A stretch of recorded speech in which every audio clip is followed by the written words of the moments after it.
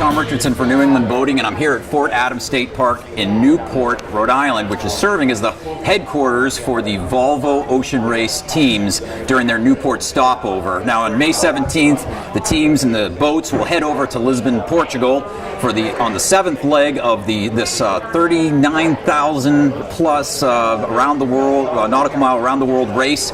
And in the meantime, the crews are here getting some much needed downtime while the boats are tweaked and tested and repairs are made. And for one sailor, this Newport stop is extra special because it represents a homecoming. And I'm talking about Charlie Enright, this man right here to my left. And he is the skipper of Team Alvimedica, which is currently in 5th place. Now, Charlie, you're from Bristol, Rhode Island, which is just north of Newport. And you've grown up here sailing in Narragansett Bay and the waters of Rhode Island. So it must have been pretty special for you to see Castle Hill and the East Passage after so many days at sea. What was that like? It was an amazing sensation, really. We're very privileged to be able to, compete in the Volvo Ocean Race, and to do it in a year where the race stops in Newport is just unprecedented. Yeah, had a big big homecoming. Yeah, certainly the support we received. I mean, there was 40 boats on the water until 4 in the morning. In some pretty light air conditions, watching us kind of float in from Castle Hill, but. It's remarkable. It means a lot to us, and it certainly helps motivate us while we're out there. Excellent. Well, before we get to some of your more worldly adventures, why don't we focus on some of your hometown formative experiences? Now, you were born and raised in Bristol, right? Correct. Yeah. Mm-hmm. And that's where. And when did you start sailing? Oh, I started sailing probably when I was around 5 years old. Mm-hmm. I'd say actively when I was around 5 years old. I think I was a passenger, before that. Right. But yeah, just started sailing locally. Mm-hmm. The competition is what really, forced me to expand on it. Yeah. And before I knew it, it was Narragansett Bay, outside Narragansett Bay, mm-hmm. and all around the world, really. Yeah. What were some of the organizations you might have that our audience might be familiar with that you sailed with around here in New England? I started sailing just at the Bristol Yacht Club right down the street. There you go. Excellent. From where I grew up, and once you make it to the big time, you get to come down here to Newport, which was pretty cool. Yeah. The sailing mecca that we have just down the street. And after that, I did a lot of interscholastic sailing. Mm-hmm. We sailed competitively in high school, where we were fortunate enough to win a national championship, which probably led to a little bit to me getting into Brown University. Where did you go to high school, by the way? I went to Milton Academy. Okay, sure. Just south of Boston. Know it well. And then 4 years of pretty good career at Brown, and started working at North Sails just here in Rhode Island the day after graduating, and the Volvo has always been a passion of mine, a dream of mine, and in about 2011 it was looking like it could become a reality, so it was something that we were working on in the background, fairly full-time at times, and fortunate enough to start this relationship with Alvimedica, and here we are today. Yeah, what was your longest sail before this race? Yeah, it's interesting. The largest transoceanic passage you can really embark on, without navigating the planet, is about 3,000 miles. So 12 days was the previous longest amount of time that I'd spent on the boat. So you've learned a lot. We certainly wiped that out on leg one. Leg one was 27 days. So it's certainly a change. It's a lot of the same stuff, and by day 12 you're into a routine and a monotony, and day 12 feels a lot like day 24.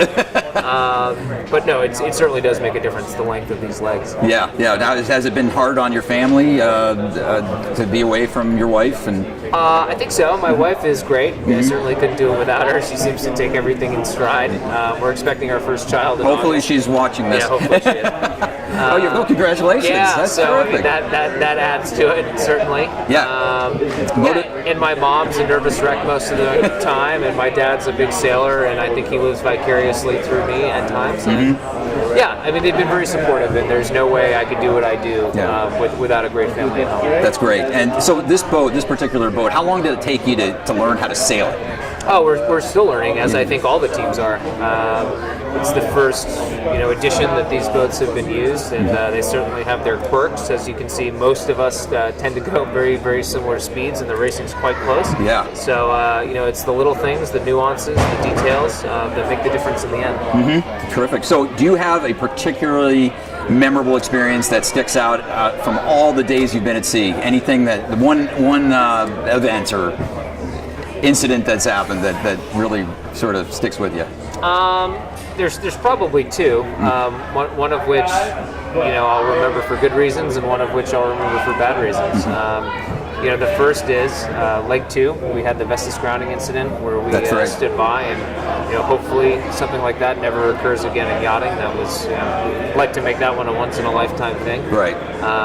It's amazing how quickly the race can go from being a race to being a pretty treacherous situation for one of your competitors with lives at stake. And then probably the highlight has been rounding Cape Horn. Yeah, really? Yeah. That must have been something. Yeah, it certainly is. It's the Everest really for sailors, and to do it in that fashion, in the lead on a day when the sun came out. Pictures and video capturing the moment. It's pretty remarkable. Been any crew changes along the way? I know sometimes that happens in these races. Someone has to drop out, but has it been the same core? The same core for sure. Yeah. I mean, we've made one crew change throughout the course of the race, and it wasn't permanent. It was just a small substitute for one leg. And the strength of our team is our team. Newport has been absolutely amazing. The local support that we've received, the people that have come down to the village, all the people behind the stopover that have put so much work into it. It's really been great. The last thing that I wanted to see as a local is this to be a flop. I can say it's far from that. Anything but.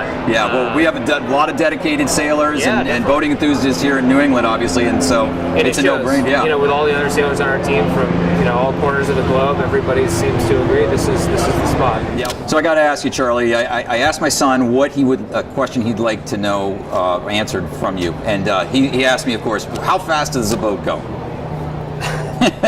The boat can go, between 30 and 40 miles an hour, 30, 40 knots, if you will. But that's usually an accident. You don't want it that fast? No, that's when gravity takes over and you're just falling down a wave. I mean, usually it's about the high averages, not the peaks and valleys. So, they're pretty quick. They're getting us around the world in good fashion. It's unbelievable. Yeah. Well, anything you want to say? Any final words you want to say to your hometown fans here in Bristol and Rhode Island? Oh, I think just that we appreciate the support. Really, everybody's come down to the village and showed their support. And we got one more weekend to go, and we'd love to see you down here then. Excellent. Well, thanks a lot, Charlie. Thank you. Hey, thanks a lot for taking the time, and great luck on the remaining. How many miles to go? Oh, I don't even know at this stage. Probably 5,000. Whatever. Hey, you've done this many. What's a few extra thousand, right? Probably a good guess. Excellent. I'm Tom Richardson for New England Boating. Thanks for watching.